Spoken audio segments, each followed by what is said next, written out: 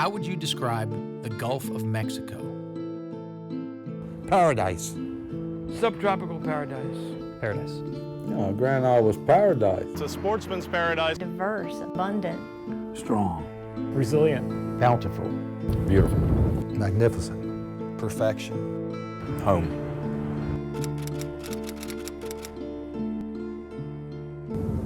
I think that we are facing a situation where there is relatively little oil, where there is not enough to warrant the substantial risk, where you've got... Nobody knows how many millions of barrels, billions of barrels of oil, and how many trillions of... Our industries have pioneered the technologies used in environmentally responsible drilling. Then we're not prepared to take the risk. We are not prepared to take the risk that the Secretary of Interior is very focused on. And we'll drill for the billions of barrels of oil that we have right now warehoused underground, including our resources offshore. We will drill here. Drill, baby, drill, and drill now.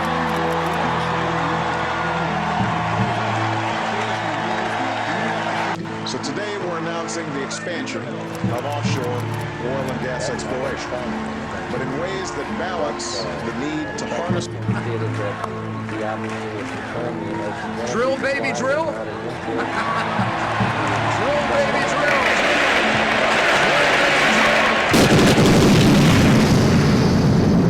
11 workers are still missing and feared dead, while the rig that exploded on Tuesday has now sunk, threatening a major oil spill off the Louisiana coast.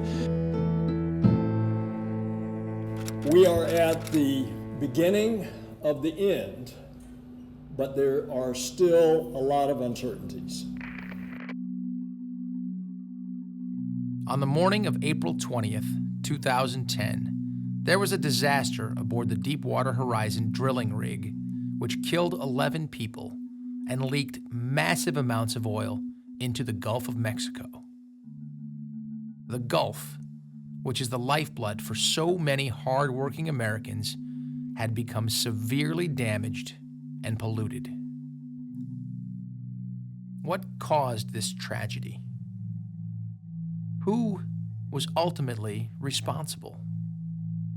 And how long was it going to take for this once bountiful ecosystem to bounce back from this severe devastation?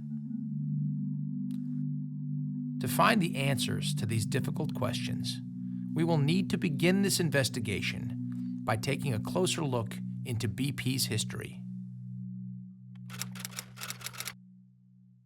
I believe that the fundamentals of BP, our strategy, our assets, and the high standards of our people are something we should all be proud of. In 1995, BP hired mergers and acquisitions guru John Brown as its new CEO. Brown had one mission: to make BP the largest oil conglomerate possible at any cost. 2 years later, he initiated what was then the largest merger in history, a $61 billion takeover of Amoco, Arco, Burma Castrol, and several other companies, making BP the third largest private oil company in the world. It was these mergers that caused BP to face the enormous task of upgrading numerous aging facilities, managing substantial debt, along with integrating thousands of new employees. You might then be asking yourself how this affected BP's safety culture. Not well. In fact, the EPA cited BP as the largest polluter in the United States. This was even more evident when studying their long history of disasters. The list is shocking.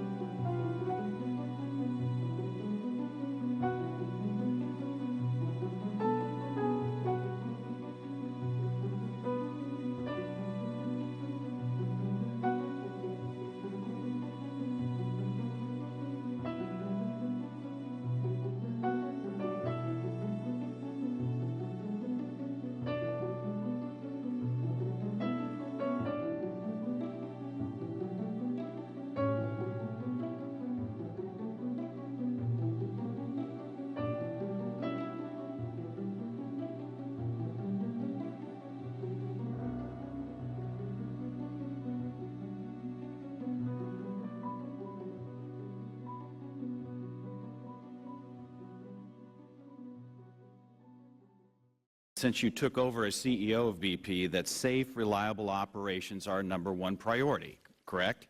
That is correct. And you've been CEO for the past 3 years, correct? Correct. Then explain to us why, between June of 2007 and February of 2010, the Occupational Health and Safety Administration checked 55 oil refineries operating in the U.S. 2 of those 55 are owned by BP, and BP's refineries racked up 760 citations for egregiously willful safety violations, accounting for 97% of the worst and most serious violations that OSHA monitors in the workplace. That doesn't sound like a culture of safety.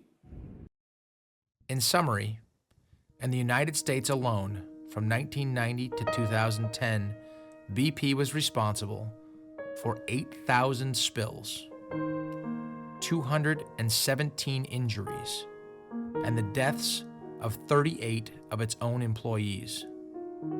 BP has also been charged with numerous felonies and has become infamous for cutting corners in order to increase shareholder profits by any means necessary.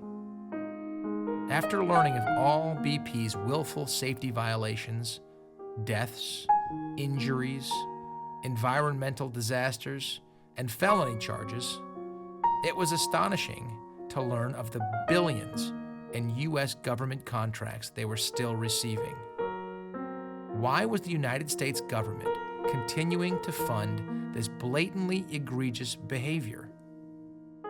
To answer this, we must look further into the past, when the need for domestic oil production became much more prevalent within the United States government.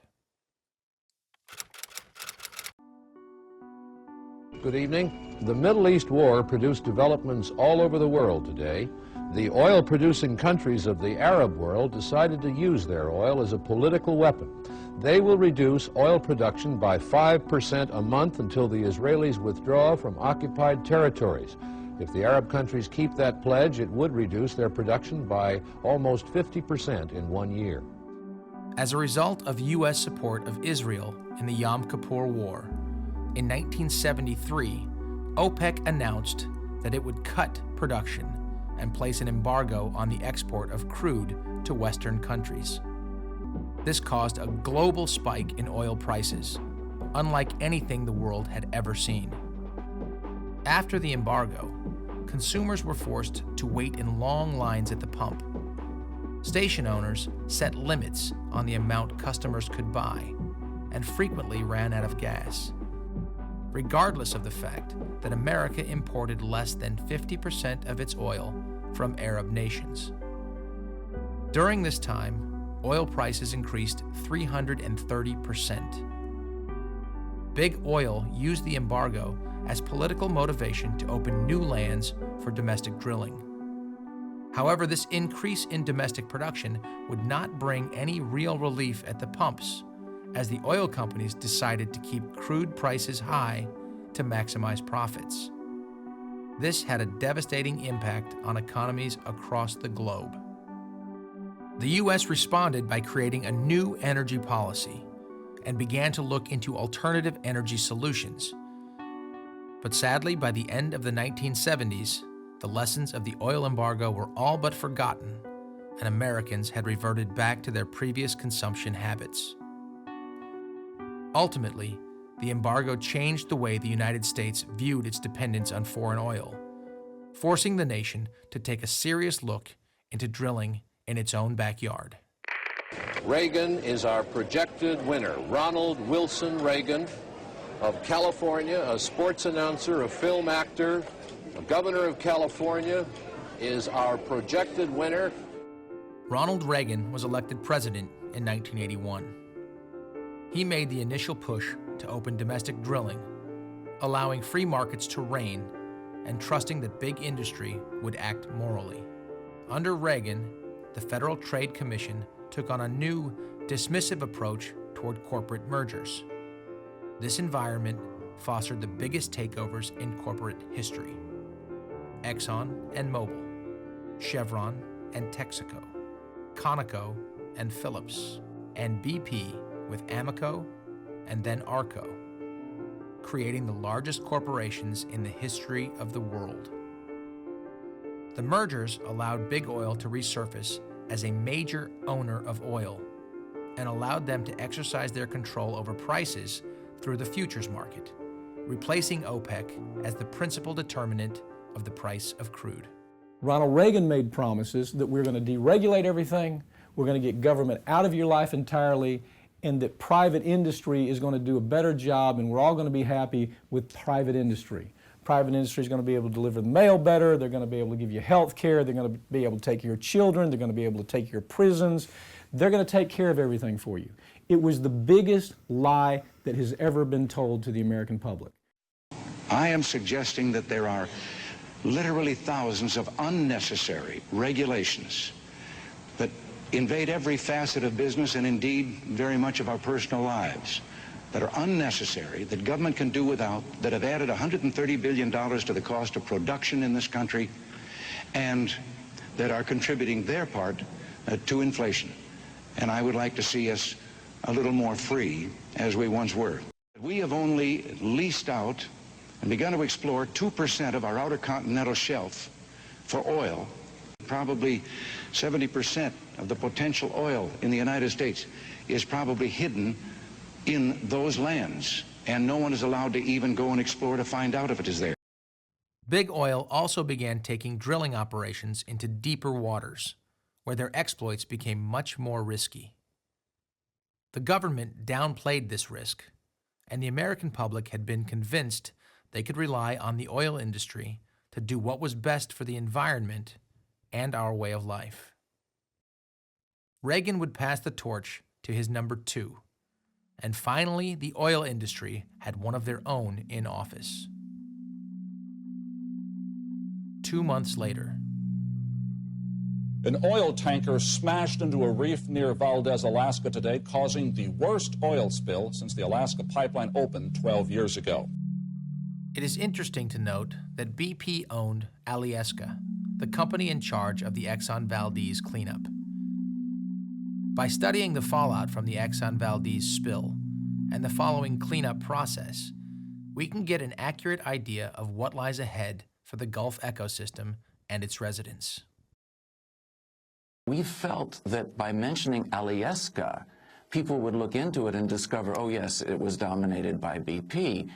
So we didn't name those names. In retrospect, I wish dearly we had, because it could have caused a change in the internal corporate climate.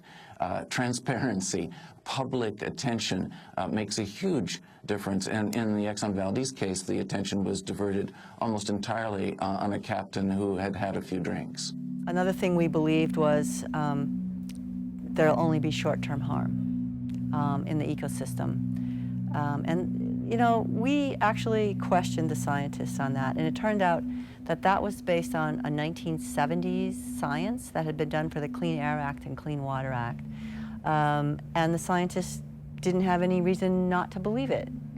It's sort of like the world is flat until you suddenly discover the world is round, and then everything changes, right? So everything changed with the Exxon Valdez oil spill. The oil that washed ashore happened to be in the nurseries for the pink salmon and the herring. And the fishermen and the native people said, how can this be? You know, here are these little eggs, and here's all this oil. What's going to happen? So we're going to wait. We're going to wait. We picked 4 years, because that was when the herring should have matured and become adults, was in 4 years.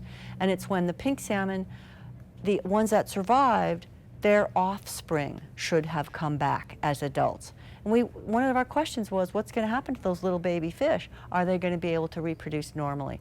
So we picked 4 years, and it turns out in 4 years, that's when the ecosystem collapsed in Prince William Sound. And all the scientists were saying, how can this be? How can this be? So the world was all of a sudden round. And it took the scientists another 8 years to do all the laboratory studies and the field studies to sort of validate the new world order, you know, that oil is more toxic than the scientists thought in the 1970s. Basically, herring in that area crashed and never came back after the spill. We lost about estimated 250,000 birds, seabirds, And thousands of, and we also lost eagles, quite a few bald eagles, because they feed on dead carrion, and so anything oiled was munch time for them. And we lost a pod of orcas, and we lost a good many sea otters as well.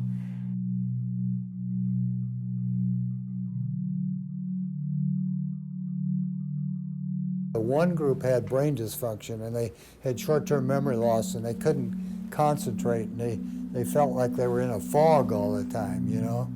And then there was another group that had asthma, and then another group with heart irregularities, and then just general malaise, chronic fatigue, and just couldn't function very well at all. A lot of muscle aches, joint aches, and things like that, you know. Exxon spilled nearly 11 million gallons of crude into Prince William Sound. Over 500,000 birds and wildlife were killed, and more than 6,000 people would be diagnosed with chronic illnesses believed to be caused by the cleanup process. It was becoming clear that the effects of this disaster were going to be serious and long-term. What is in store for the Gulf Coast residents working on the cleanup? Are they going to experience the same health issues in the next few decades that the Valdez workers are dealing with now? This era of deregulation led to the expansion of power for big oil in the United States. The interaction between corporate and governmental agendas had become blurred and enabled corporations to influence elections and U.S. policymaking like never before. Unfortunately, with the expansion of lobbyism in the late 90s, this type of corporate power and influence would continue to grow exponentially throughout administrations to come. Basically, this is an industry that has been dominant in U.S. politics for a very long time, but that dominance actually is only recently been as strong as it is now in modern history, and that really began around the year 2000, and it really began with the coming into office of the Bush administration in the level of extremes that we're witnessing right now, and those extremes are the Bush administration essentially opening up new avenues of operation for BP, or for the oil industry, dramatically reducing regulation, dramatically reducing oversight, dramatically reducing enforcement. The oil industry spent more money on the George W. Bush administration in 2000 than any election in history. For their generosity, they received a president, vice president, secretary of Interior, Secretary of Commerce, and Secretary of State, who were all former oil company officials. This administration did more than any other to further the interests of big oil through deregulation, lack of enforcement, new access to public lands and oceans, subsidies, tax breaks, and war. In fact, the revolving door between government and the oil industry is all too familiar. What we do know is that basically within the first few days of taking office, the Bush administration, gave Cheney the right to make this task force. He was allowed to call all of his best buddies from his days in the oil industry over, and not just oil, but coal and gas and all these other fossil fuels. But he called them over, and they had all these series of meetings here over months to come up with a policy plan that would go on to guide the next 8 years of this administration. This was this task force document they put out was basically a wish list for the oil, gas, and coal industries. It was, asking for ways to weaken regulations. It was asking for numerous incentives to, among other things, drill offshore. You name it. If it was supervised, if it was overseen, if it was regulated by the federal government, Cheney, with his marvelous bureaucratic talent, moved in and essentially replaced the people who were in the positions that were central to this regulation, this oversight, with people who were either lobbyists for the industry being regulated or executives from that industry. The Bush-Cheney administration enacted one of the most pro-oil, anti-environment pieces of legislation in history, the Energy Policy Act of 2005. In particular, Section 390 of the Act dramatically extended the circumstances under which new drilling permits could be approved without further environmental review. The Minerals Management Service, or MMS, which is responsible for the inspection and oversight of energy companies, approved the project using this type of categorical exclusion. In fact, BP was lobbying to expand the use of such exemptions less than 2 weeks before the Deepwater Horizon disaster. He destroyed the regulatory mechanisms in America. Give us some examples. Cheney left, I'm told, somewhere around 1,600 plus people in the administration whom he had converted from being political, or he had recruited as civil service. He converted them to civil service if they were political, and left them in these positions that are very key to regulation and oversight. And those people will take a year and a half, maybe even 2 years for the Obama administration to root out and get rid of. It was astonishing that a federal regulatory agency was corrupted so intrinsically by the industry they were supposed to be regulating. How could this have happened?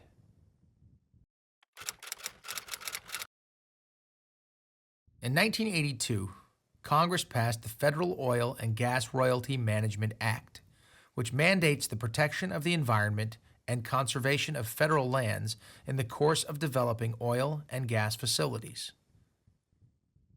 Reagan chose James Watt to be his Secretary of the Interior. Watt was a controversial figure, well known for his anti-environmental policies. It was the Federal Oil and Gas Royalty Management Act that set it up, but it was specifically to not only exploit the offshore resources, but to protect the environment. And they certainly have done a good job on the one hand with exploiting the resources, but they have done a very poor job with protecting the environment. And you have to remember that all of these resources are in the common trust, they're the public trust.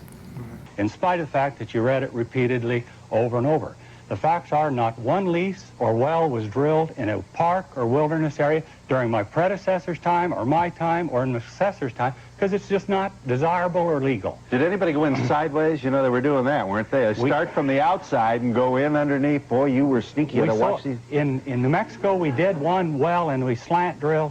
They were outside the boundaries there. Yeah. And they came drilling in, snaking that old noodle right down in there. Yeah. And hopefully found oil, so we don't have to be so dependent upon those Persian Gulf states. I don't want to have America in a hostage situation to the Arabs surrounding the Persian Gulf. Reagan invented James Watt, okay? He invented James Watt because he knew what James Watt was. He was nothing more than an ideologue buffoon. Not only was he not qualified to do the job, his ideology didn't allow him to do the job. He came from an industry that hated government. The mining industry where he comes from around Wyoming, they hated government because government was making them actually pay taxes for taking our natural resources. Government was making them, when they drilled, do it without destroying our waterways and our air. Watt cut funds for environmental programs and ensured there would be less regulation on the federal level. He had no concern for conservation and proposed that by the turn of the century, all 80 million acres of the U.S. wilderness become available for drilling and mining. Matter of fact, there's something that you go back and look, it's called the Sagebrush Rebellion. The Sagebrush Rebellion was exactly those mining people and that Western industry. It was the Coors family. It was Richard Mellon Scaife. It was the Koch brothers. All of those guys said, we are going to change government. Ronald Reagan was the guy they put up to do that.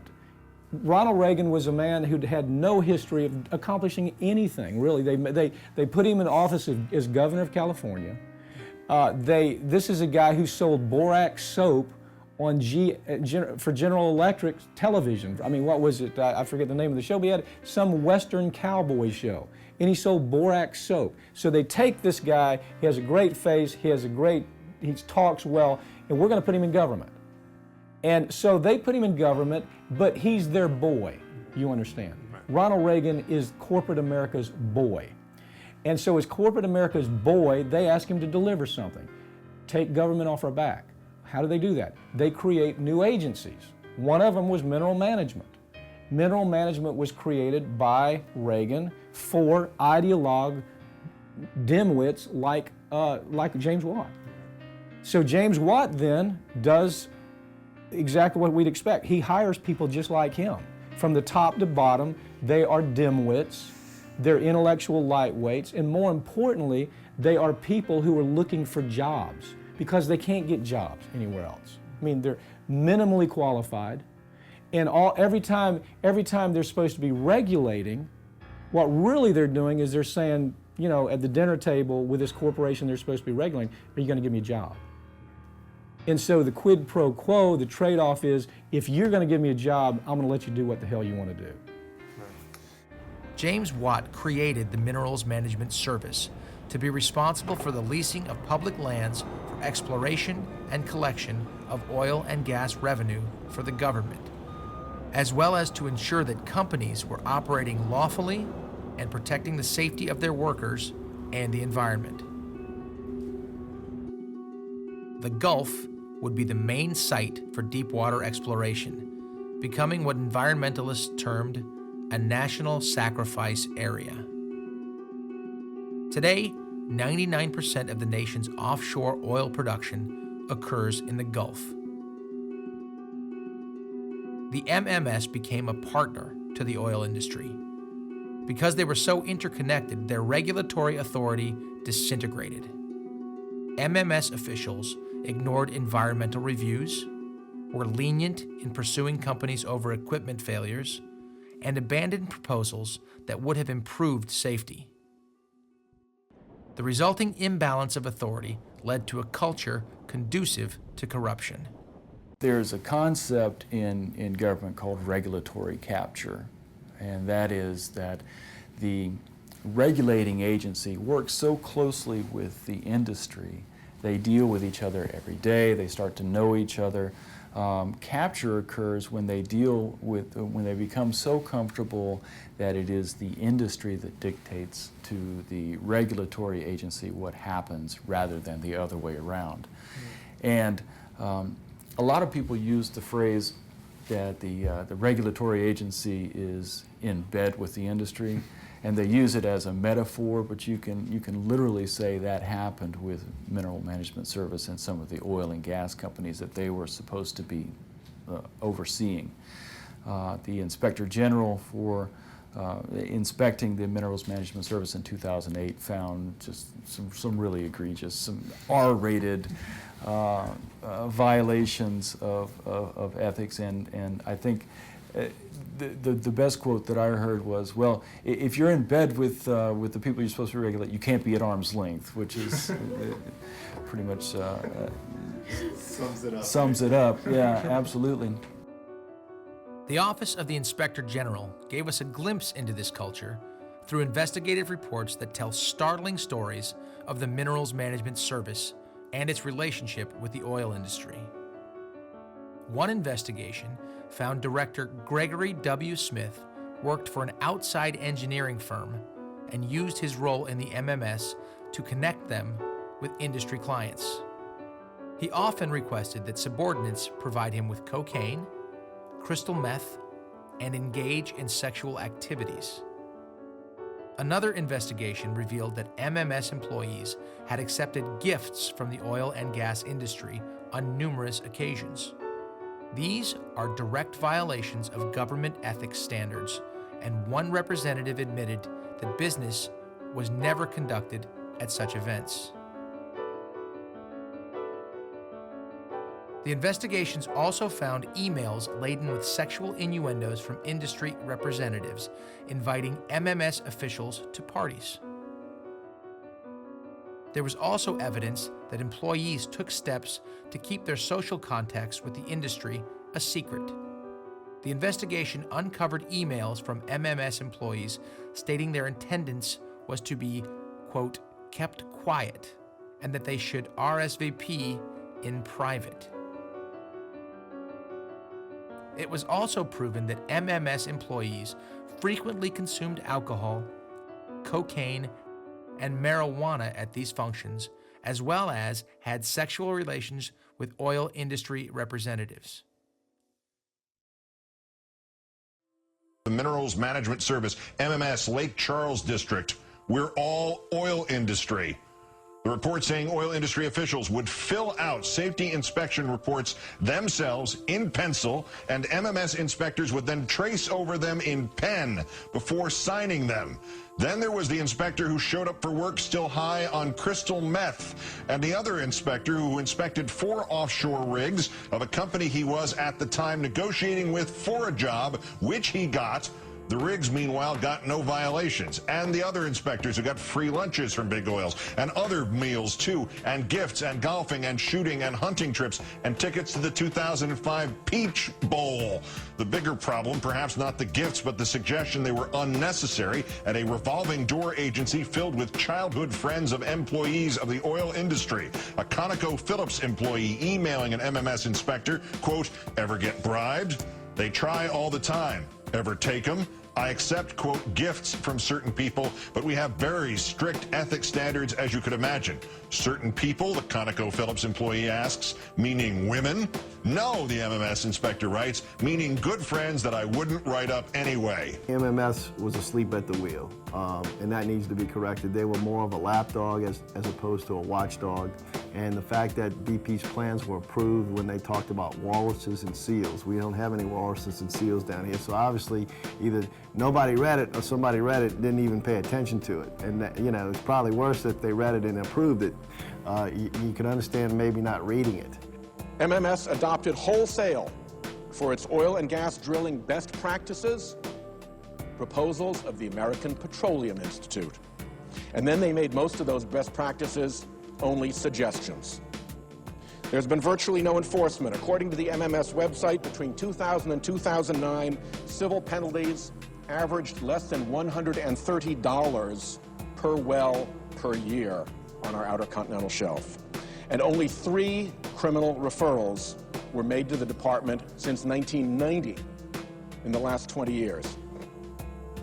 Add it all up, and there is no real question MMS was a captive regulator. Give them some penalties that will give them incentive, you know, not to do this, no matter how much money they get under the table and all that kind of stuff. If they're going to go to prison for the rest of their life for getting in bed with BP, you know, you don't let them retire you know, replace them and let them retire, and you know that it's been too pedaled too softly. You know, they need some real penalties on the people who's supposed to be the watchdog. If they're not the watchdog, you know, China takes them out and shoots them. I don't think we can do that, but that's you know, you need to get serious with these people.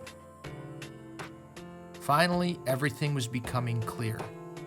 Deregulation and the government's faith in big industry spawned these types of incestuous relationships and led the government officials to simply look the other way while BP operated at the expense of the American public and the environment.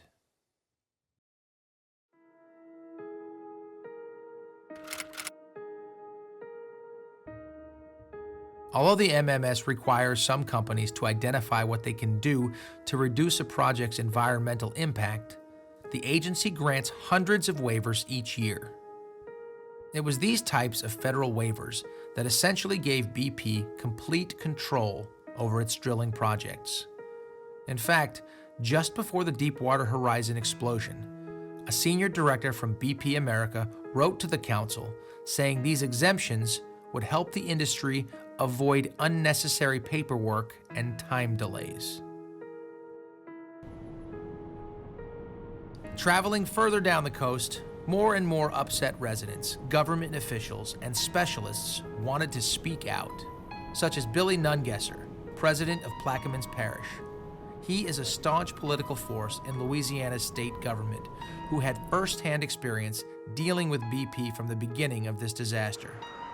He had discovered that BP's only concern seemed to be protecting their bottom line at almost any cost.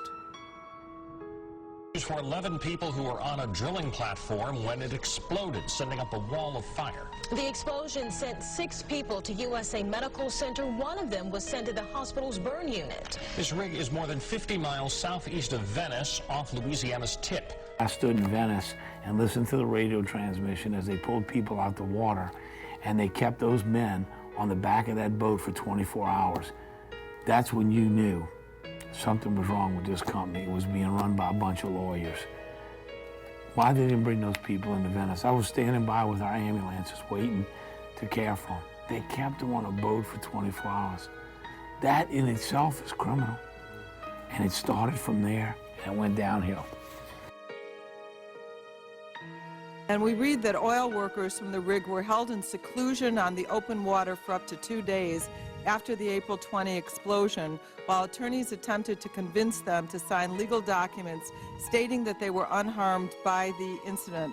The men claimed that they were forbidden from having any contact with concerned loved ones during that time and were told that they would not be able to go home until they signed the documents they were presented with. After being awake for 50 harrowing hours, Stephen Davis caved in and signed the papers. He said most of the others did as well.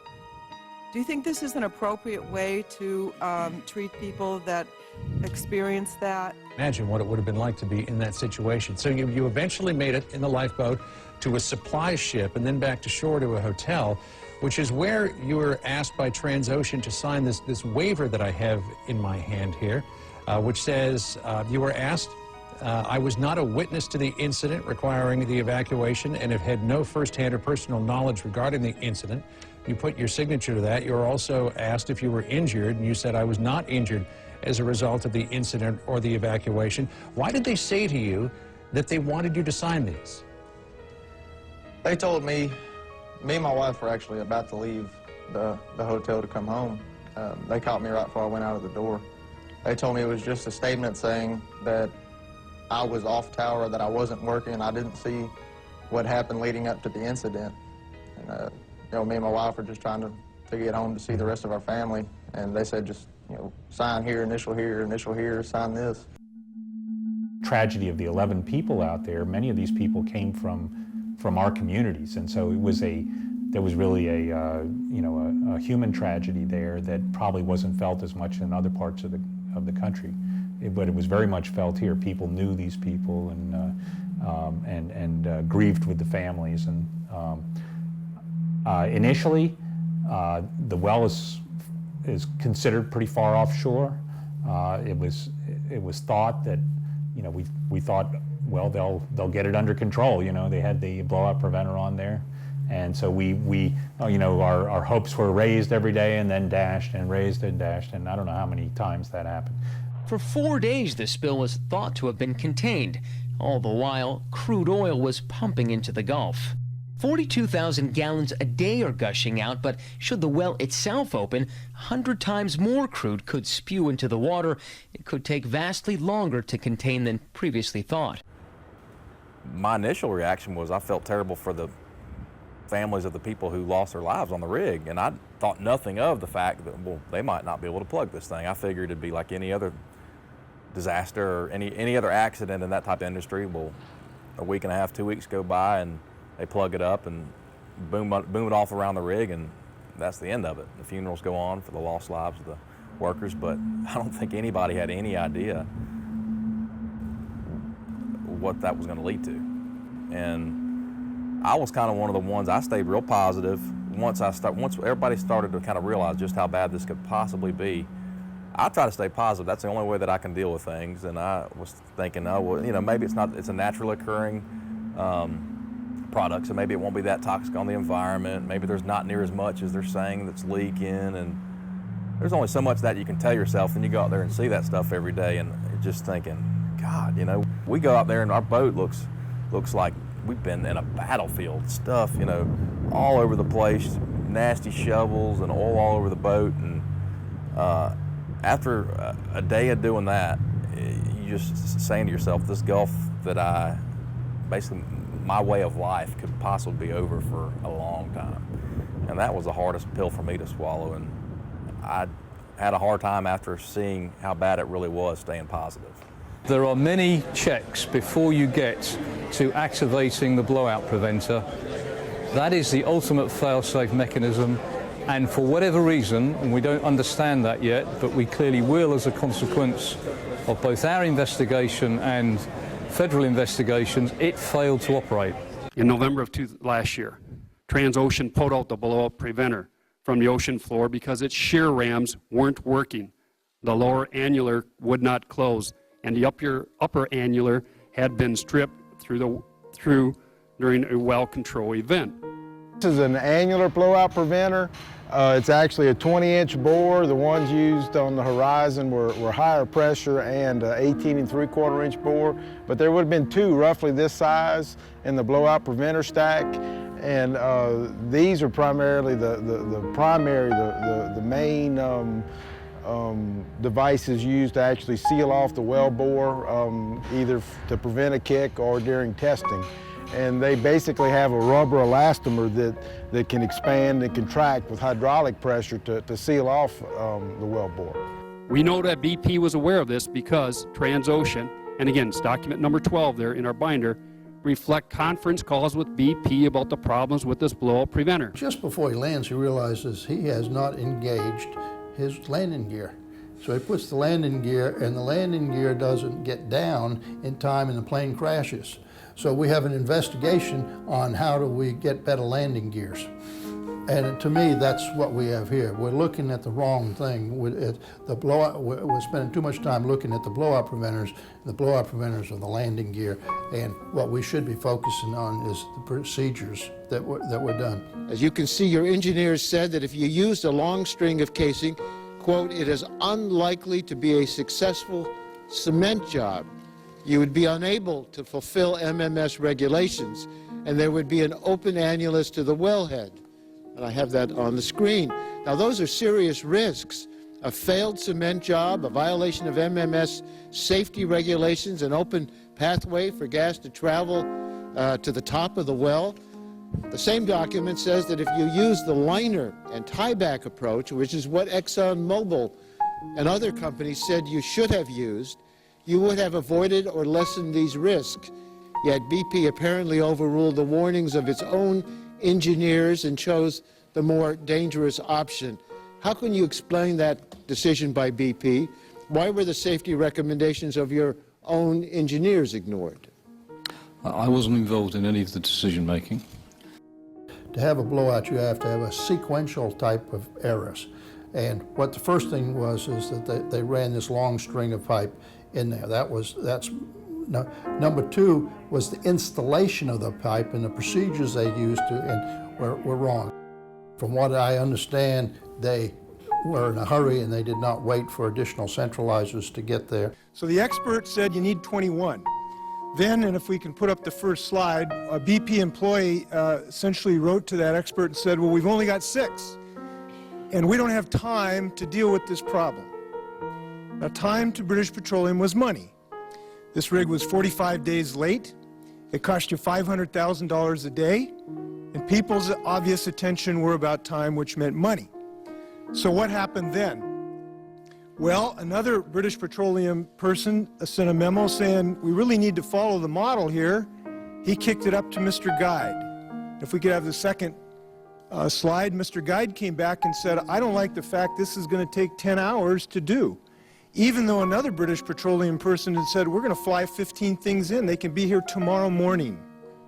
Mr. Guide said, I don't like the 10 hours. And it didn't happen. So what we have is that a number of things, they didn't centralize it, they didn't circulate long enough, they ran the wrong type of float equipment, they didn't have enough cement volume, and they didn't, and the type of cement they used may not have been correct. So you have a number of things there. Is there any other well, to your knowledge, in the Gulf of Mexico that has been done in the same manner as this well that was being drilled under the Deepwater Horizon? There are many wells in the Gulf of Mexico. Are there any other wells where you haven't put the proper number of centralizers in? There are many wells in the Gulf of Mexico that have the same casing design. There are many wells that have been drilled where the same cement procedure has been. Now, have the Minerals and Management Service people been there and looked over those with a fine-tooth comb? Everything that we do is subject to regulatory oversight. Are you changing your procedures at those wells as a result of things that you've encountered in your investigation with as the we Deepwater? learn, apologies. As we learn from our investigation, we will make appropriate changes, as I've already indicated. The potential devastation to the Gulf Coast, its economy, and its people require us to continue our relentless efforts to stop the leak and contain the damage. There's already been a loss of life, damage to our coastline, to fish and wildlife, and to the livelihoods of everyone from fishermen to restaurant and hotel owners. The fact that, they had even less confidence in where this oil was heading told us that we need to have a sense of urgency and we need to start working to protect ourselves. And we had our first impact on May 12th, 3 days after declaring emergency with tar balls hitting the beach. And then 7 days later, we had our first major impact with heavy brown crude oil ending up basically scattered most of the 12 miles of beach that we have here at Fouchon Beach. So it was so unbelievably different from one day to the next. It was just a joke. We had different bosses every day. We had different people we were answering to. We had different partner boats, different people on our task force. We would just get trained in doing something and felt like we were like, okay, we're trained, we're adequate to do this job. And then they tell us to go do something else. Tell us, hey, why don't you go check on that boom? Well, we're getting pretty good at picking up this oil. Why don't you let us keep doing this? We want to keep our waters clean. No, we need you over here checking this boom after 67 other boats have already checked it. So it was like that every day. I mean, then I could go on about getting paid, and you're going to get paid, and within a week after submitting your invoice, yeah, my ass. The whole thing was just a debacle. BP came in here, they put me out of the shrimp business, they put me out of the fish business, they put me out of the retail business because they took our tourists away. They put us out of the ice business because we make 130 tons of ice a day, and if the shrimp ain't running, they don't need no ice. And the only thing we had left was the fuel business, and BP brought in outsiders from Texas and parked the board that don't pay no taxes over here, don't pay nothing, and just, I asked them if they wanted my dog and my wife too. You might as well take everything I got, They all showed up, I can't fish right now,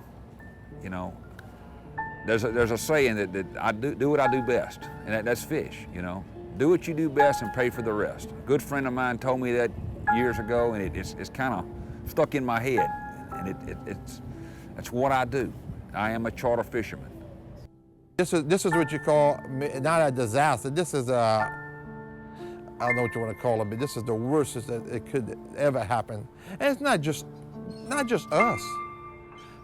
Hey, we got people from Mississippi, Alabama, Florida. We have a lot of people from Florida that come fish off of here, king mackerels and snappers that fishes here too.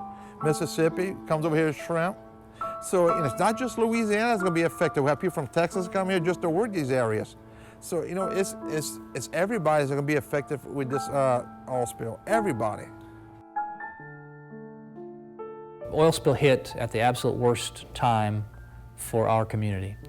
The businesses we have here are all local, family-owned businesses. We don't have very many, if any, big corporations that are set up in town operating. And so they really, throughout the summer, bank their money. That's when they earn the money. There's about 100 days of summer. We try to sneak through the fall and over the winter and kind of get by until spring break. This year, 2010 spring break season was a breakout year. We had good growth. We had 8 or 9% growth in tourism. We had good money flowing in. People had, after the different hurricane seasons that we had and had some rebuilding and some growth, and then we had a downturn in the economy, all of a sudden this seemed to be the year where it was upticking. And so before the season started, which is really our Memorial Day starts our summer season, before it got here and ever got started, we had the brakes put on and struggled all summer long. And now I'm hoping that the businesses can survive through the winter, through another down period, and be prepared in springtime. So we're fighting not necessarily for 2010 anymore. Now we're fighting to survive to get to 2011 next year, to make sure that the businesses that are here can be here next year. It was double-digit decline in business, some 20%. Some of the real estate folks were down 30%. These businesses in Pensacola thrive on a June, July, August vacation period. That's when they make their money. That's when they save their money to make it through the rest of the year. And that business was down appreciably. And there were some businesses that were saying, we don't know if we can make it. It bothers me that they'll hire people from out of town, out of state, and won't hire me. This is my living, this is my way of life. I want it back. Larry, thanks very much. Breaking news tonight, potentially chilling news. A leading expert, who you'll hear from in a minute, has examined this video of oil gushing into the Gulf of Mexico, and what he says is horrifying. The leak, which the Coast Guard estimates at 5,000 barrels a day, could be far worse, 10 times worse. And that's the bottom end of his estimated range, which means that this expert is talking about, at a bare minimum, about the equivalent of one Exxon Valdez spill every 4 days. I think they lied about the amount of oil that was going into the Gulf immediately. I will say that, L-I-E-D, lied. You know, they knew that more oil was going into the Gulf than they first admitted, okay? Their efforts to cap the well, their efforts to do this, whatever, that's all fine and dandy, but all in all, I wasn't very happy with BP. And there's an area called Barataria Bay, and I would suggest you go look it up. About a week and a half ago, there was no oil in Barataria Bay. That section was scheduled to be covered by the barrier plan that still to this day hasn't been approved. Now today, there's oil, thick oil, coming into Barataria Bay. And so you're not showing the sense of urgency. And whether it's you or the federal government, we've got oil in Barataria Bay when we had a plan a month ago to keep the oil out of Barataria Bay. And so when people are hearing that everything's being done, I'm going to tell you, on the ground, it's not getting done. And I don't know what you need to do differently, but you need to go do something differently. And if it's not you that's blocking it, you need to tell somebody who's blocking it, because it's being blocked. And it's not getting done on the ground, and we don't have the luxury of time. This shouldn't be happening. Tropical storm, they were bringing boom out to safety. Then last night, they were bringing the same boom out because it was the defective Chinese boom. So what is it? Right. We were lied to. Right. We continue to be lied to. And I told the second commander I just came from meeting with, I told her everything. I don't hold back. And she says, well, I don't expect you to trust me by saying it. I need to show you by action. I said, you absolutely do. And I said, from this moment on, you have an opportunity. Here's my phone numbers. For any equipment moves in this parish, I deserve a phone call. So there's your chance. After it became obvious we were going to have to deal with it, then the focus and the working relationship with BP was, how do we deal with it? How do we clean it up? How do we get it skimmed before it gets here? How do we protect our backwater areas? You know, that kind of working relationship, which started off pretty rocky because they had transitioning people in and out before they ever had anybody permanently located here. And we were dealing with one guy 1 week, and they'd take a 2-week reprieve and be gone, and we'd be dealing with somebody else, and there was no consistency. I felt like we were completely in the dark. No one knew anything.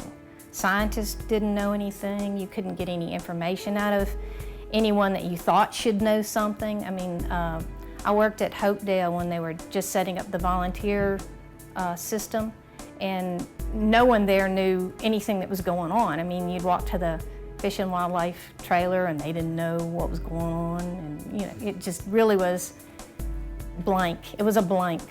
And I said, Homer, still don't know who. I call Homer the Wizard of Oz. It's some man hiding behind a curtain, because nobody, they still couldn't give me a name. Well, I'll find out who in Homer. So, well, when you do, let me know, because we'll travel that yellow brick road together.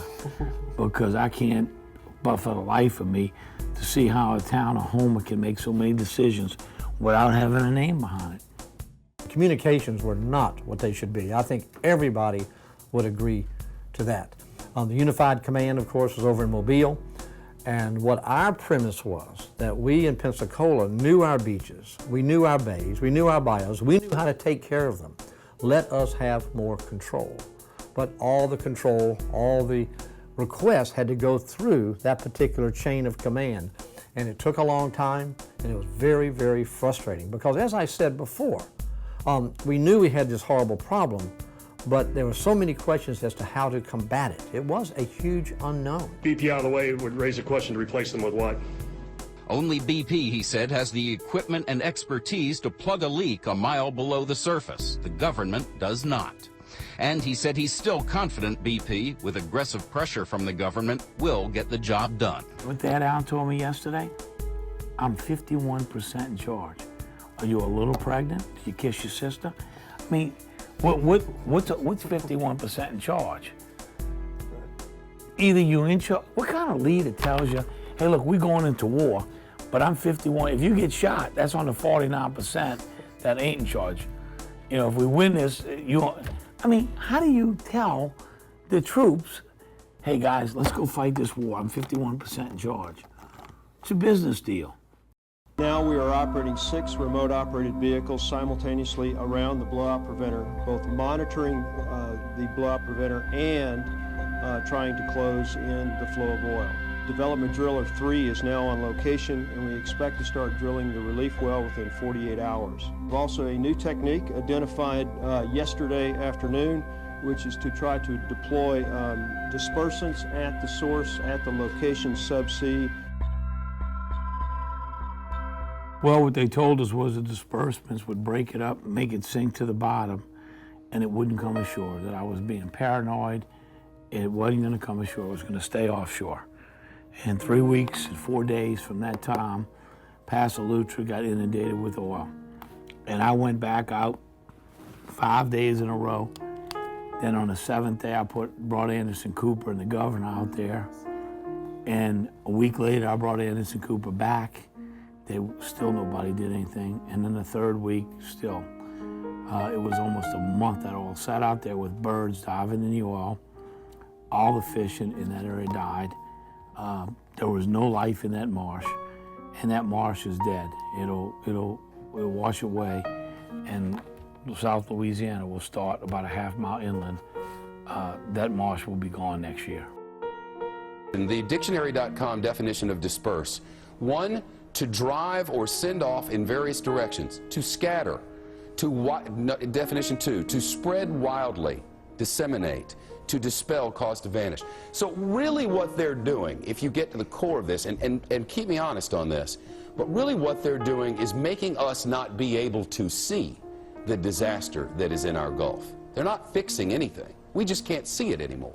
The difference here is that we have put these surfactants out at unprecedented quantities. It's an open ocean spill. The other unprecedented part of this is that we've put surfactants at the wellhead a mile down in the water. So we have dispersed oil through the entire water column. Now what was misleading about what EPA has been coming out with, they said that oil and oil plus dispersants, there's no difference in the toxicity of these two. The difference that they're glossing over, that's technically true, okay. That oil and oil plus dispersants have the same toxicity or similar toxicity on a concentration per concentration basis, right? They have similar toxicity. The difference is the bioavailability, and this is what was misleading about the pronouncements where they keep saying over and over again, the government saying that there's no difference in the toxicity of the oil and the oil plus dispersants. What that glosses over is that with the oil plus dispersants, you have increased the bioavailability, which increases the toxic effect. It doesn't necessarily increase the toxicity of the molecules, but it increases the toxic effect because it increases bioavailability. Our workers, our fishermen, went out and worked on the oil spill response, and they were told, oh, the oil is not toxic, it's going to be as safe as pancake syrup. And people got sick. People were coughing, headaches, dizziness, nausea. It's like a TB ward out there. I mean, everybody's hacking and choking and coughing. What is going on? And I said, well, I don't know, but surely the medical doctors will take care of this. And again, this is another example of we trusted the medical community. We trusted the federal and state laws that are put in place to protect workers. And it turns out there was loopholes driven into all those laws by the oil companies and by the petrochemical industry, so that those laws all missed that the workers were sick because of oil from the Exxon Valdez and the chemical dispersants that were used. So no, nobody took care of them either, and I still am dealing now with cleanup workers from the Exxon Valdez 21 years later who are saying, you know, I thought I had the Valdez crud in 1989. That's what Exxon told us, just a little cold, a little flu. I didn't think I'd have it for 14 years, 18 years, 21 years. What is wrong with me? Hearing story after story of BP's immoral, profit-motivated operations and the accompanying negligence that caused the explosion, which claimed 11 lives. The human effects of this spill were becoming more apparent on a visceral level. Whenever I heard that they were cleaning the oil spill in the Gulf, I realized that it was deja vu all over again. It was me and my crew out there cleaning and becoming sick, not being able to breathe, and suffering with the flu-like symptoms with stomach disorder. It would become like bronchitis. And when we went to the doctor, they only said, it's the flu and it's going around, and everyone has it. More and more stories about sick fishermen are beginning to surface. They're out in the Gulf, many of them all day, every day, working to clean up the spill. Many blame the chemicals BP is using. One fisherman told me tonight he felt like he was going to die over the weekend. It's like a sniffing gasoline or something. You know, and I still, my ears are popping right now. I'm still coughing up stuff. I feel real weak, a little tingling. Marine toxicologist Ricky Ott says the chemicals used by BP can wreak havoc on a person's body and even lead to death. The volatile organic carbons they act like a narcotic on the brain, and at high concentrations, what we learned in Exxon Valdez from carcasses of harbor seals and sea otters, it actually literally fried the brain lesions. Congressman Charlie Melasaw wants something done. He sent a letter to the Obama administration calling for temporary health care clinics to be set up close by so that there can be immediate attention to any people that feel that they have problems, adverse problems that are caused by the inhalation or exposure to the oil. According to testimony we heard in Louisiana, still BP failed to provide respirators to the workers exposed to the crude oil, and the workers experienced health impacts. The workers were afraid to speak up due to the potential to lose their jobs. Those fishermen who attempted to wear respirators while working were threatened to be fired by BP due to the workers using the respirators. Do you know anything about that? I'm not aware of that. Now, the Federal Environmental Protection Agency has been tracking what's in the air by using a mobile truck and 7 monitoring stations located mainly in St. Bernard and Plaquemines parishes. They are looking for evidence of several compounds, including hydrogen sulfide and volatile organic compounds, or VOCs, like benzene, which is commonly known as swamp gas. A normal level ranges from 5 to 10 parts per billion. At the Venice station on May 2nd, the levels recorded were 30 parts per billion. The next day, the reading was nearly 40 times that, at nearly 1,200 parts per billion. And the day after that, it dropped down to 46, before rising the next day to more than 1,000. The air quality is not good. We've been having trouble, you know. I've been seeing people sick, you know, eyes crying a lot, nasal passages stopped up, a sore throat. You know, it's, I don't think it's safe. You know, my wife just refused to leave. My daughter got sick. It was my daughter. She's 14, and we took her to the emergency room. She was having a headache real bad and all, so we took her to the emergency room, and they did tests, and they couldn't find nothing wrong with her.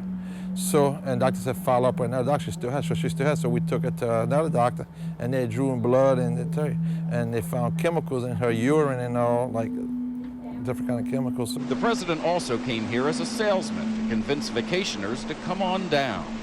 Beaches all along the Gulf Coast are clean, they are safe, and they are open for business. That's one of the reasons Michelle, Sasha, and I are here. News 5 is doing some testing of our own. News 5 investigation took us from Gulf Shores to Orange Beach, to Katrina Key, to the Dolphin Island Marina. We collected samples of water, sand, and when we saw kids digging... Do you mind if we get some water out of your sand hole here? We got a sample of that, too. Bob Naiman is a chemist with nearly 30 years of experience. He tested our water and sand for oil and petroleum. Gulf Shores beach water, right where people were swimming, showed 66 parts per million. And the sand, where beachgoers are walking, has 211 parts per million. The sixth sample was a spot in Orange Beach where, again, we found kids playing. And we found our highest content of oil and petroleum, 221 parts per million. But the tests didn't stop there. The sample we haven't yet told you about is the one collected from Dolphin Island Marina. This sample exploded right in his lab. I mean, like almost instantaneous. Actually, maybe 1 second. It's just weird. The results surprised even our chemist. We think that it most likely happened due to the presence of either methanol or methane gas or the presence of the dispersant, Corexit. Across the Gulf, there were stories of sick people. I mean, emergency room, puking brown, peeing brown. This is internal hemorrhaging.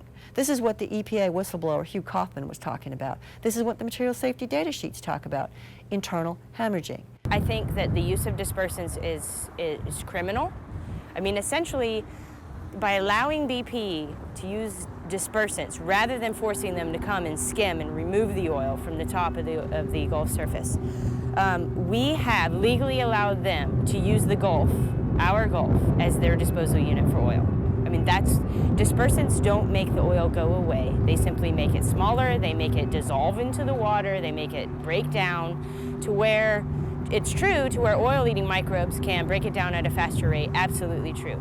But what it also means is the other billions of organisms in the Gulf that aren't oil-eating microbes can also absorb it and bioaccumulate it at a much faster rate. There were many studies after Valdez, for a decade after Exxon Valdez, and the overall message from all of these peer-reviewed scientific studies was dispersants, including Corexit, increase the bioaccumulation of the PAHs, the carcinogenic component of oil, by anywhere from 12 to 50,000 times. So our laws are set up to where BP was allowed to dispose of their oil into our Gulf's food web, essentially. Big mistake. News report that they had, it said that the snapper and mullet was safe to eat. Well, you can catch snapper in this bay. Snapper and mullet was safe to eat, but shrimp and crabs, stay away from them. They all habitat in the same bay.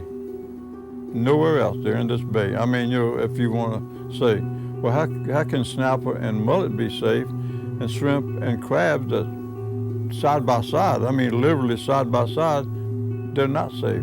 Something don't make sense with that picture. That picture doesn't sail with me at all. It was, if that was what it was meant to be said, and they said it that way, they're wrong. And I still wouldn't sell anything until all of these species are safe. The dispersed oil is going to affect all of that.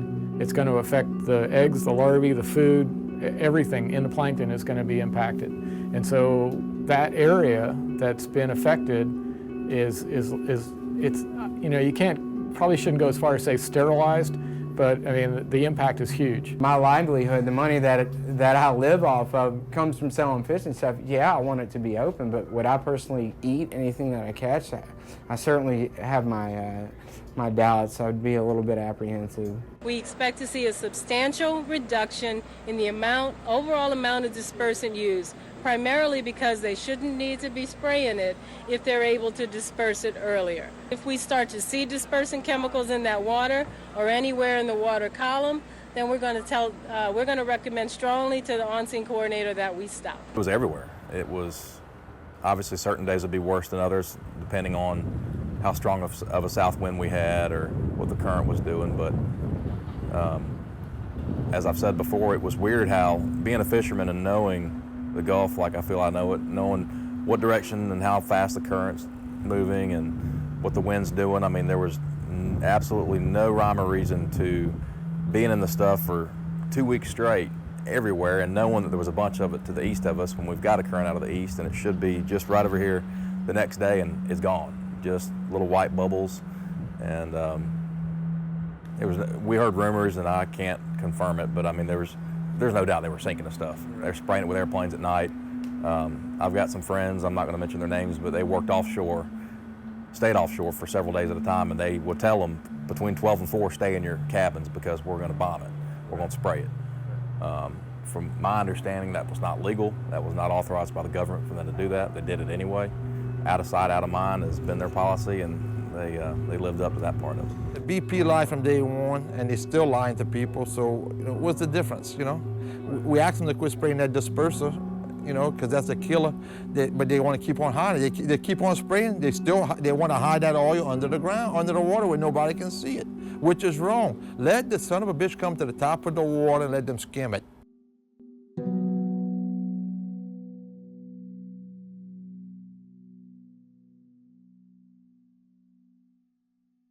I've been on record for a long time being against use of that dispersant. I'm not against use of a dispersant. There's a lot of organic dispersants, and that's what I was talking about earlier. People can't get their products to BP to be considered. I've seen a lot of organic dispersants that could have been used. I have a problem with the dispersants they use because it's core exit. There's corporate relationships between BP and the company that manufactures core exit. It's banned in the United Kingdom. If it's not good enough for the United Kingdom, it shouldn't be good enough for the Gulf of Mexico, number one. Number two, I think this dispersant, the solution may be worse than the problem. And three, the dispersant has actually complicated the skimming of this oil because it's forced it underneath, and it's also been like trying to track a ghost. So, again, I think the federal government failed us there because, again, just like we talked about former MMS, now Department of Ocean and Energy, the EPA has been basically a lapdog and not a watchdog because they've requested and they've said on record they've told BP not to use it, but guess what? They continue to use it despite that. EPA told them stop using it because it's toxic to human beings. BP said no. Right. Now we've learned there's not anything else out there in the kind of quantity they need. So they're putting something toxic to human beings and harmful to sea life in the sea? It's interesting, Shepard. Not to me. An Exxon report some years ago showed that the core exit is actually 4 times more toxic than the crude oil itself. Would you say that again? In this case, these dispersants were used in massive quantities, almost 2 million gallons so far, to hide the magnitude of the spill and save BP money. And the government, both EPA, NOAA, etc., have been sock puppets for BP in this cover-up. Now, by hiding the amount of spill, BP is saving hundreds of millions, if not billions of dollars in fines. And so from day one, there was tremendous economic incentive to use these dispersants to hide the magnitude of the gusher that's been going on for almost 3 months. One thing that I did want to mention to you, Amy, that's occurred in most investigations, back even in the Watergate days, people said, follow the money. And that's correct. In this case, you've got to follow the money. Who saves money by using these toxic dispersants? Well, it's BP. But then the next question, I've only seen one article that describes it. Who owns BP?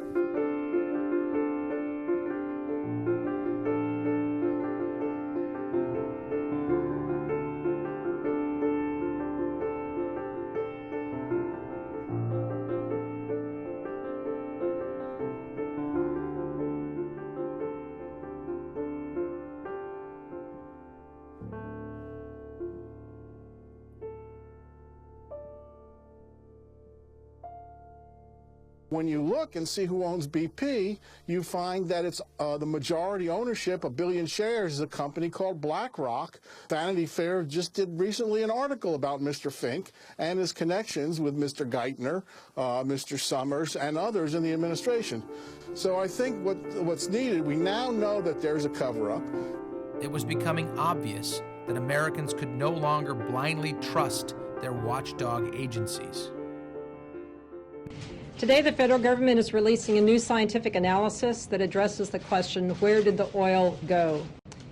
The key conclusions of the report is that the vast majority of the oil has either evaporated or been burned, skimmed, and recovered from the wellhead or dispersed. And much of the dispersed oil is in the process of relatively rapid degradation. A significant amount of this is a direct result of the very robust federal response efforts. New evidence has badly shaken the Obama administration's rosy narrative about the alleged disappearance of most of the oil that gushed into the Gulf of Mexico from BP's blown-out well. Early this month, a report by government scientists declared 3/4 of the oil had vanished, either collected or dispersed. But numerous reports contradict the administration's sanguine picture of the cleanup effort. Researchers at the University of Georgia said about 3/4 of the oil is still lurking below the surface of the Gulf and may pose a threat to the ecosystem. Separately, a study released last week by the University of South Florida scientists found oil and sediments of an underwater canyon and evidence that the oil has become toxic to critical marine organisms. On Thursday, a team of researchers confirmed the existence of a vast underwater oil plume stretching 21 miles from BP's blown-out well. Christopher Reddy of Woods Hole Oceanographic Institution said the amount of oil in the plume is unknown. Now it is clear how and why BP, with the help of the federal government, willfully caused this disaster and continually tried to sweep this toxic soup under the rug. I don't care if you're Democrat, Republican, Independent, Green Party. Look, let's face it. They dropped the ball in not protesting these toxins or these dispersants being spread in our water. We don't know the long-term effect. If that wasn't bad enough, the desperate, out-of-work Gulf Coast residents were forced to do the hazardous sweeping without proper safety gear. The final insult was the cleanup workers' gross underpayment, which leads us to the last subject, compensation. The only way you intend to pay those claims is if it comes through this fund. Is that your testimony $20 billion today? is a very large sum of money to pay claims. I'm sorry? $20 billion is a very large fund to pay claims from. It is a large fund, and is it your view that part of what that fund will be used for is to pay people for their long-term health care costs incurred as a result of this spill? That will be a decision for the independent adjudicator. Well, if they asked you what you thought, would you say yes, the health care costs should be paid for from this? I think that's something that I will leave him to decide. That's why we've appointed an independent adjudicator. So he's the guy that settled all of the Agent Orange suits from the Vietnam War. He's the fella that was the trust fund administrator for 9/11 after the collapse of the World Trade Center. And you can imagine how complicated that was, especially with all of the deaths that occurred from that tragedy. He is the fellow that was called upon to Virginia in the Virginia Tech massacre to solve those problems. Here we have the world's expert to step in and smooth out this process and to see that just and due compensation is given to people who have suffered as so many of us have suffered. Ken Feinberg.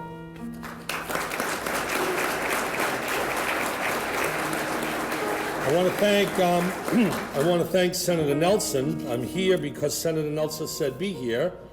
And when Senator Nelson asks you to do something, you do it. What's going to happen to our fish, our crabs, our shrimp, our oysters? People are not buying our seafood now because of these toxins. How can British Petroleum make us whole on that issue? You seem to be saying that oysters, that there's going to be potential long-term devastation to the ability to catch quota. I don't know if that's true.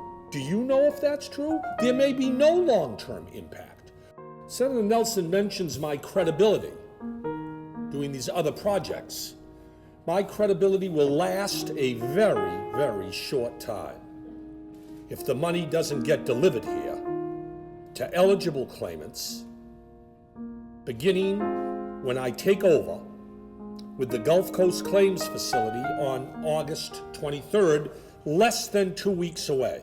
BP has pounded home this message. BP has got to make things right. And they're spending $100 million on a PR blitz to tell the rest of the country they're making us whole.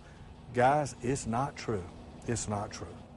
And Mayor Tony Kennon of Orange Beach, Alabama, devastated when tourists stayed away, says the new independent claims administrator, Ken Feinberg, has not made things better. So we're very upset with the overall performance of Ken Feinberg. In an interview, Feinberg acknowledges problems. We haven't processed all of the claims as quickly as we should have. I oversold this program at the beginning, and I'm paying the price for it. I do not work for BP. I'm still sitting over here. They cut me instead of helping me. They cut me from $5,000 to $2,300 a month. So you tell me.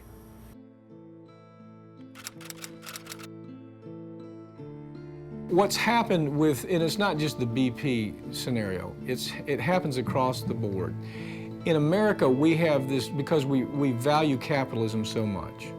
We think capitalism really is a great system. It's potentially one of the best systems in the world, but it's become so remarkably flawed lately. Part of the flaw is that the people that you talk to along the coast, probably if you ask them what their sense of corporate America is, they don't really see them as criminals sometimes.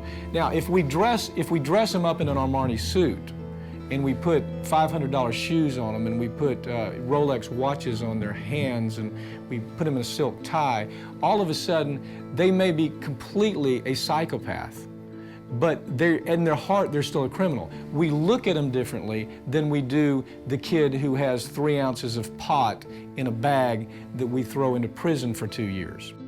Now, a corporation in this setting, let's just say what it is, they killed 11 people. Right. Okay, they're, for all practical purposes, they created mass murder. Right. But still, you can't find people understanding that they're criminals because they look different.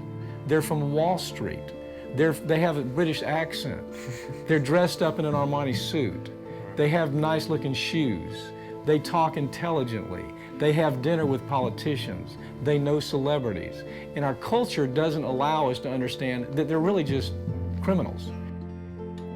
The year before the spill, BP's sales equaled $239 billion.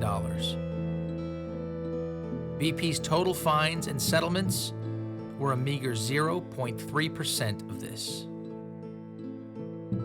The oil industry is by far the most profitable industry in the world and includes 6 of the 10 largest corporations worldwide.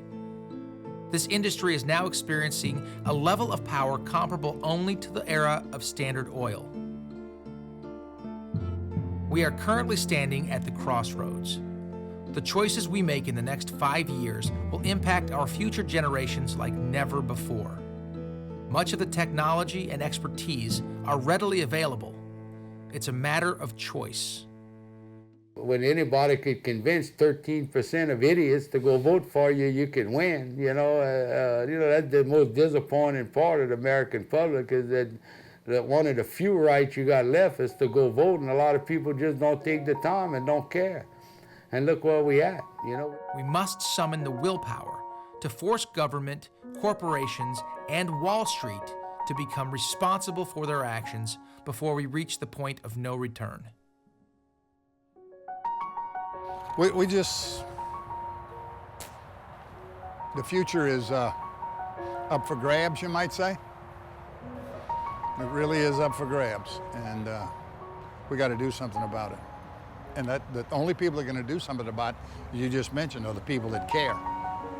You know, and that's most people. That's most people. Most people care about their country. Most people care about this. You know, the dissidents and the radicals get the exposure from that press you were talking about a while ago. You know, you have a peace rally in one corner and you have a war rally in the other. Who gets the coverage? The peace rally is not going to get the coverage. The war rally is going to get the coverage. That's what people are going to watch. That's what the news are going to sell the newspapers. So we've got some changing to do, young people. I was just talking to my daughter yesterday. I got on a long harangue about all kinds of things, hoping that they did a better job than we do. I'm hoping that our children learn a better balance with the environment, with the economy, with the things you need out of the environment. That there just needs to be a better stewardship. Native elders say that, you know, I mean, if you listen to them, you know, they talk about the end time prophecies and all this kind of stuff, and they're like, oh, everybody's saying it's the end of the world, it's the end of the world, and this native elder says, the world's not going to end. Humans may end, but the world will still be here, you know, and there's an old Chippewa prophecy from Sun Bear back in the 20s. He said there will come a day when the earth will shake herself to rid herself of pesky humans like a dog shakes itself to rid itself of fleas. You know, and you got to look at the things that are happening. I mean, there's stuff happening all around the world every day. There's beat something up enough, it doesn't get up again, right? You can exceed some threshold, and that's what we always are concerned about with ecological resilience, is where is that threshold of impact where the system does not bounce back? We've seen this before. One of the best examples is Georges Bank, the cod fishery, one of the most tremendous fisheries on the face of the earth. And we fished it darn near to wiping it out. And there's still cod out there.